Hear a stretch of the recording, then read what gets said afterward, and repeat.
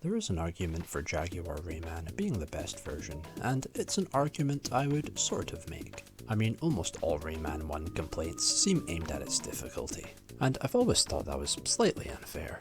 Rayman is like a love letter to those classic 2D platformers, the kinda hard as nails NES era games that made their way to the hands of kids and adults alike. That kind of brutally hard classic game, but put into something with more of a vision of its world.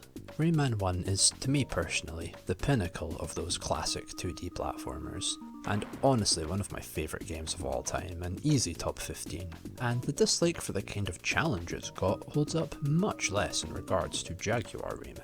If PlayStation Rayman is the slightly overwritten novel edited last minute, then Jaguar Rayman reads like the more concise but messier final draft. The more concentrated lump of vision, the rough ore. Simply put, Jaguar Rayman is a much easier game than the other versions. And if your complaints are mostly just about its difficulty, then you can't not agree that a less frustrating version of this game isn't massively worthwhile. Now obviously having the CD quality soundtrack is a huge plus to these other versions, but honestly I don't think it's that huge an advantage, as Jaguar Rayman's renditions of the music have this really nice feel, this warm soft compressed timbre, this elegantly gliding spongy electric piano, gentle yet very lively sine wave melodies, fuzzy yet very intricate drum patterns and percussive little flourishes. It's just got a pleasant tiny ring overall. Very DS sounding. I like it a lot, and it fits the game's look perfectly, arguably giving this version of Rayman a more consistent overall sound and tone, plus lots of the CD exclusive tracks are just the sound effect ambience. Now don't get me wrong, they add a cool cinematic feel, but there's Jaguar exclusive music tracks that I actually really damn like, and of course the sound quality difference doesn't make the Jaguar's compositions less enjoyable. The lower fidelity just adds to their soothing sound. They make for such a different listening experience that they're both very valuable soundtracks. Sure, the CD soundtrack is the intended way to go, but I think Jaguar Rayman has more identity than the other versions. Like, even the main menu music sounds more concise, a sparing melody and beat, like a theme for Rayman himself or the series as a whole, this lightly focused bouncing groove. But I mean really though, what it all comes down to is the gameplay, and what takes away so much of Rayman's frustration is the knockback. Now, call me crazy, but I swear to God, I really noticed this being a huge difference. The knockback in Jaguar Rayman is way different to the other versions, and amazingly generous.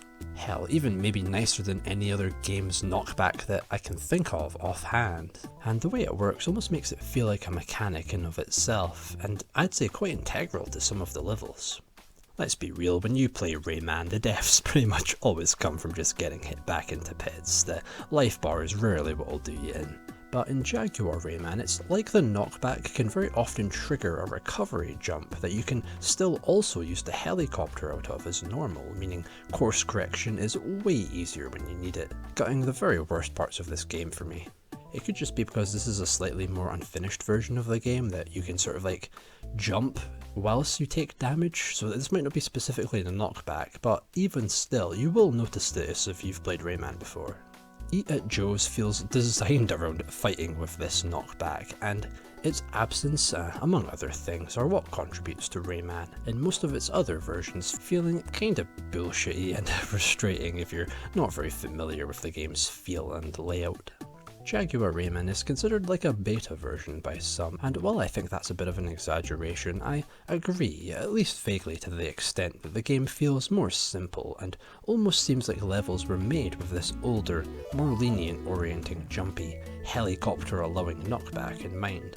And Jaguar Rayman, rushed to release, lacked those final details, the ice physics, the extra enemies, extensions to the levels, and hence also missed out on getting the difficulty spiked by this one little alteration to the controls, which was just one of many little tweaks made to the gameplay, physics, and other basic stuff.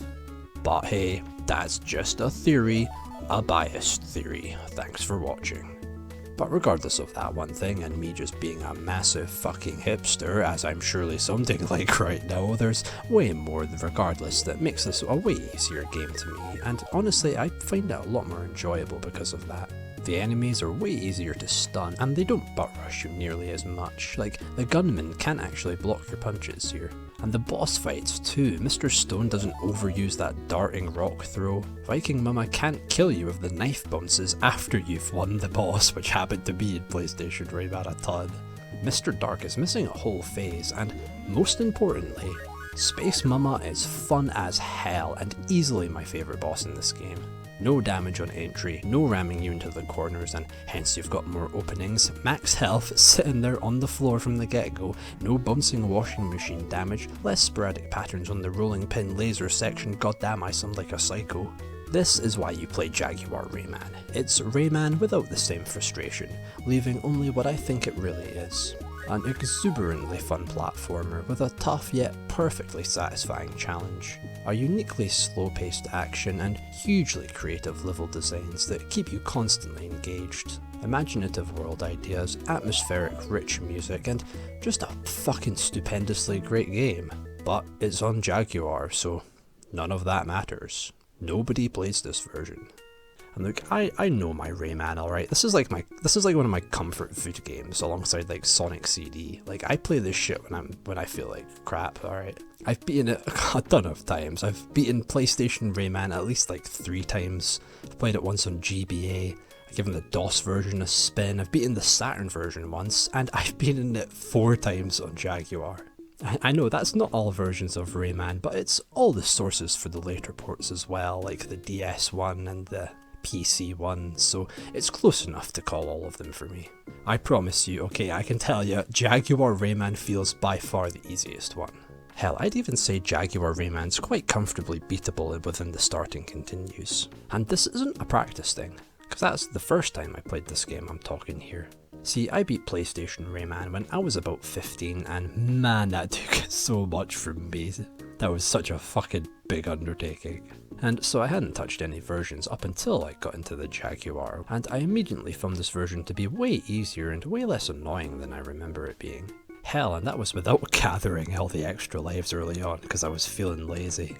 Yeah, like replaying Rayman but on Jaguar, it just kinda ignited something. It made me realise how much I loved everything Rayman 1 was going for, its music, its world, and it got me to binge through all the other versions whenever the craving for the game came over me this last year. Right after beating Jaguar Rayman, I played the PlayStation version again, for the first time in 7 years to compare it, only days after, and I struggled. Like, the ledge grabbing feels way snappier in Jaguar Rayman to me, as does the movement in general in the helicopter air sections too. Although this all could just be because the Jaguar's D-pad is fantastically mechanical. It's perfect for a game like this, and great for the constant jittering moves left and right that you gotta pull. I mean, personally, I find most PlayStation controllers to be kinda shit honestly, and that's mostly just because of their D-pads. Sorry, but for me, you've got to go all thin, clicky and mechanical, or all spongy, smooshy and loose. Don't meet me in the middle with this rubbery crap. I guess the one thing that's harder in this game is that the fist power-ups are lost as soon as you take any damage, as opposed to when you lose a life, but like, it's not really noticeable, you never really need them for anything. Also, the single health 1-ups also sometimes refill 2 points as well. So I don't know why or when, but that's also nice. And also there's basically no load times either, which is a huge deal maker for me. The level ends aren't as goofy and stupid sounding too though. But the tongue face move is still here, don't worry, bitches mapped straight to the options button. And it's funny that there's bits of levels that feel like they weren't entirely finished too, so we're just quickly tied up last minute with whatever design ideas came to mind that moment. Bandsland, for example, is completely devoid of its slippery loop pipes. In fact, like I say, there's no ice physics anywhere in Jaguar Rayman, yet it still has that sloping pipe section, as if the slidiness was meant to be here, so now it's altered to be more like a strangely long skyward bridge guarded by a few sparse enemies and some wide gaping chasms. And the darkened cave room, you know, later in the game where you got a light with your fist, yeah, it just straight up lacks the darkness, like someone just flipped the lights on. And the mosquito ride is also way cooler because it becomes like a sort of little shmup section. I way prefer this one too. Yeah, most of the levels and stuff that's missing are just like the really gimmicky levels, like that fucking, that big rock that you gotta cut the ropes with. Yeah, that's not here, thank God. And the instant death spike pits in Picture City that you could totally get out of actually do let you in Jaguar Rayman. And the candy level is also a proper level too. Still has that inverted control section, but not the stupid evil Rayman chase. The final candy level is an actual proper like sort of little short obstacle course. It's a great little gauntlet level and makes for a nice sort of exam at the end of the game. Yeah, overall the jump in difficulty between Dream Forest and Bandland feels way less steep with them slips removed. As does Blue Mountain, my favourite area in the game, to Picture City, my second favourite area. Then I'd say probably, I don't know, Bandland, Scops Cavern and Forest is my ranking of the levels, of the worlds I should say. Although the water rising bit in the forest doesn't use the tense dramatic music for some reason. Yeah, some of the music doesn't appear in like the same stages that you expect it to or would really make sense in. But I guess this bit doesn't really fit in at the start of the level when like, you know, there's no flooding, when you're just helping Bro become unnaked, getting his pants down for him, suggesting that Rayman's species or people or other Raymen have a junk. Perhaps the penis is also not attached to the body. Motherfuckers got no testicles. Scrotumless ass bunch of Jerrys. But thankfully Plum Man is still possible, I know. Rest assured, Plum Man lives. Yeah, and there's also a few missing backgrounds too. That's a bit of a shame, but it's not a huge problem. It's just one of these things that gives the levels a different setting and feel and makes the game a bit more of a different experience if you've already played Rayman. And the exclusive music tracks are great though.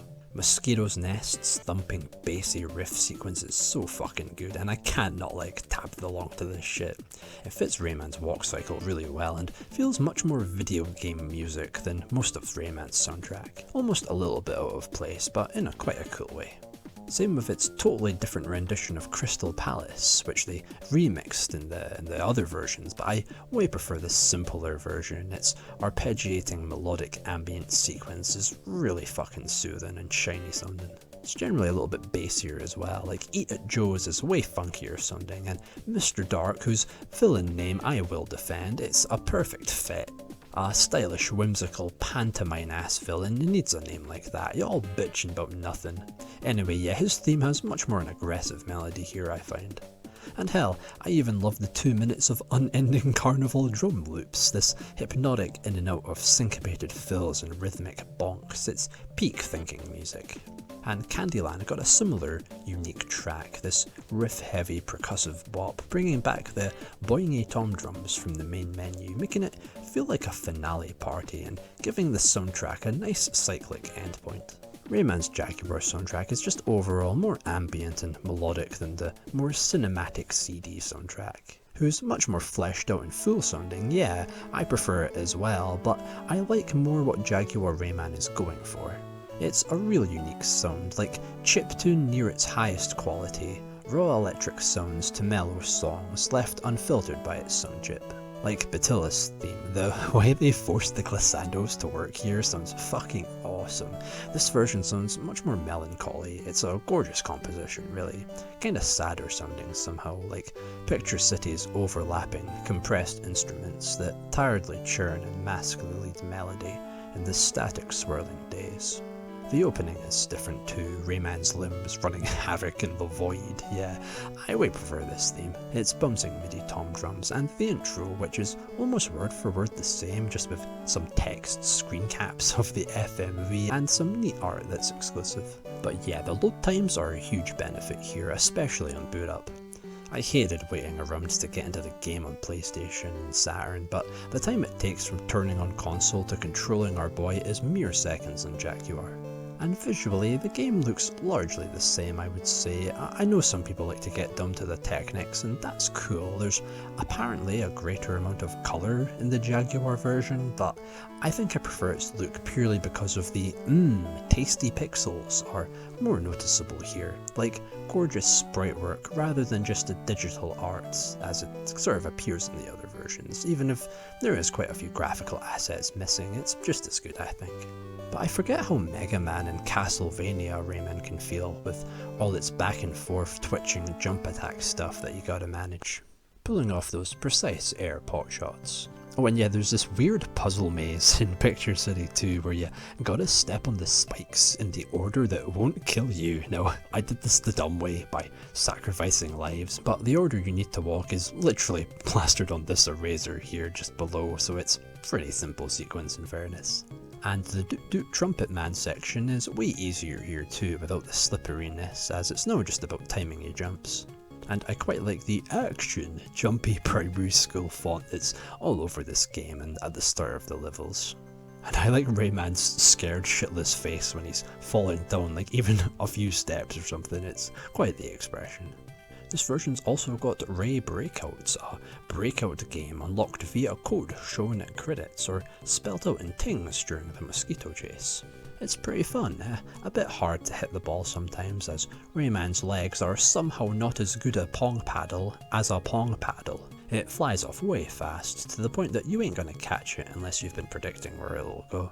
It's some hard ass breakout in the Magician's Schoolhouse talent show void, but it's a great touch being a minigame so synonymous with Atari as breakouts. And I'm pretty sure this is also an exclusive, this little minigame, although it might also be in one of the PC versions, I'm not sure. But you get some cheat codes for some developer messages during the intro. I know I don't know any French at all, but you can still tell there's some really nice messages to family and friends in here. And I've always liked in Rayman how Batilla gives you your basic skills as you go. Gives a real weight to the movesets that you unlock as you got to slowly build them up. Her tutorial areas feel like a fountain of healing, and there's just these great little moments all throughout the game, despite not being like story driven or anything. And I like this suddenly appearing shit in the levels, okay? I get why you'd hate this, but they give the game such a spontaneous feel, like some kind of mad controlled improvisation. I can imagine the devs sitting around and laughing about making you go back along this damn pencil swamp just for one cage, and yeah, okay, it is pretty funny. I respect these concepts. They're bullshitty, maybe, yeah, if you're a little bitch. But it's like the level design itself has character, stage editor kind of admirable prank-like fuckery, and yeah, I get why you'd find it annoying, but I want some challenge and enjoy these just for their creativeness. I don't think it's just trying to be brute force obtuse first, but rather interesting level ideas foremost.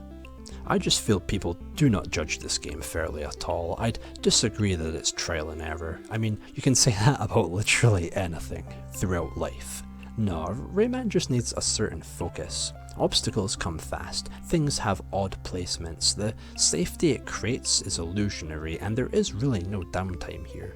The enemies and obstacles give you very little warning and don't hold your hand, but it's a slow and methodical precision platformer, where you're 99% of the time just going at a walking pace, so it definitely needs that spice, I think.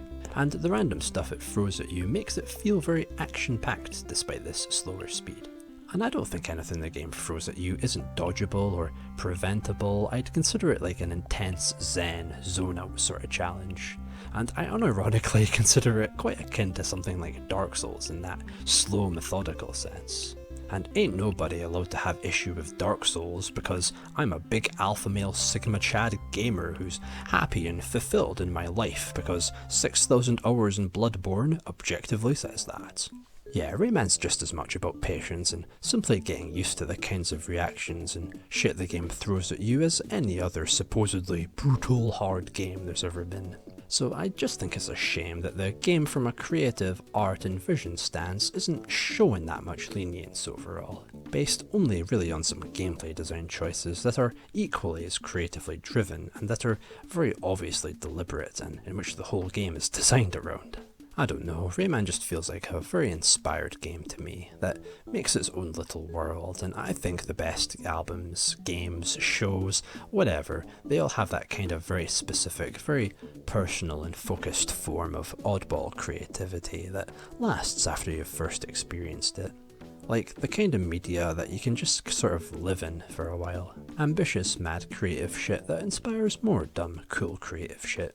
Like, you can sort of feel the time that was poured into it, like it's a part of somebody, or a year of their life manifest. Like something a child dreamt up and then waited years until they could make something that even tries to capture a glimpse of that sensation. Rayman feels like one of those to me. Hell, I think the whole Rayman trilogy is the best platformer trilogy, and by quite a long shot if I'll be honest. The dream, brutally hard-ass 2D platformer, constantly moving and being inventive, followed by Rayman 2, the early 3D atmospheric adventure in an experimental, exciting kind of world. And then Rayman 3, the swan song, vast magnum opus that perfects the latter. The more modern Rayman outings are cool. Yeah, they have a great speedy kind of challenge, but I just think that they feel sort of corporate and vague. There's no tinge of madness, no glare in their eye. They're good, but they're not the same kind of over-the-top circus core folklore European fairy tale art house tripped out fantasy shit. Rayman is just one of my favourite games ever, and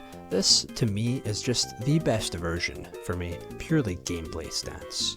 The version I'd recommend playing the most. It is undoubtedly my favourite Jaguar game. It's not even close, frankly. Nothing else on the console feels this complete a package, this much of an experience to me. Jaguar has some very sick arcade-style games, pretty good PC ports, and some of the most psychotic batshit that I've ever had the honour of witnessing. And Rayman, a game whose most played and known version is arguably the one that has the least individual value. I mean, I'd say Saturn Rayman is probably the best one, but that's really just for the music being there, and also because, sorry Big Cat console, but my loyalties lie with the Blue Hedgehog machines. No, I just think that Rayman on Jaguar has more value than the PlayStation one and some of the other versions, as it's the most different. To me, PlayStation Rayman is just a lesser Saturn Rayman, and even with Saturn being my preferred version, it's Jaguar Rayman that I always want to replay, as it's the one I have the most fun with. Yeah, Saturn's really only winning on having that CD music. It's funny little extra bits of polish and visual flair, and also just for being on Saturn, which is pretty perfectly suited for a game like this, and a controller that I kinda fuck with. Saturn Rayman is the one to play if you've already played Rayman and are familiar with it, and want that extra little bit of challenge that the other versions tend to have that annoys people and sort of puts them off. Whereas Jaguar Rayman is simply the best one to play in a very general sense, I think, especially if you've never played it before. But ayo, any version of Rayman is still mostly Rayman. A game full of perfectly intense, demanding difficulty and imaginative, cool, whimsical ideas, and I just think it deserves a little more respect for the latter specifically. And right after beating this game, I swear to you, I was kinda wanting to replay it all over again that very same minute.